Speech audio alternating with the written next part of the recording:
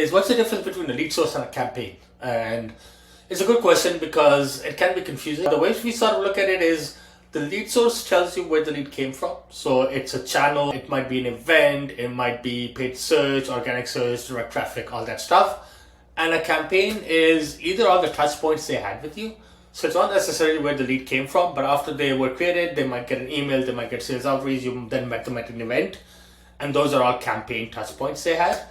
The other way to look at a campaign is that it's a big milestone that is what you plan your marketing around. So a campaign might be a product launch, a campaign might be a new market you're launching into, a new piece of content you're launching, a new video series, a state of X report, a big piece of content. So that could be a campaign. And then under that campaign, you have different channels that are actually used to promote that a big piece of content. So you have that campaign that kind of is a big bucket of all the touch points, everything that goes into that thing, and then you have different channels against it.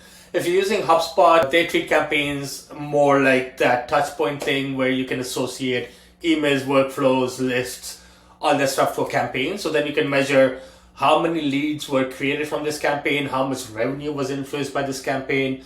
Now, keep in mind that the way HubSpot defines influence is that if somebody had an interaction with with an asset from that campaign, then they count it as influence. What I mean by that is if somebody was in SQL or MQL in your CRM and then they got an email, they might not have opened it, but they just got an email and they got delivered to the inbox, and that email was connected to that specific campaign, HubSpot will count that as an influence revenue from that campaign. Salesforce is a bit different because Salesforce treats campaigns as an object that can look across contacts and leads. So normally Salesforce contacts live in their own silo, leads live in their own silo.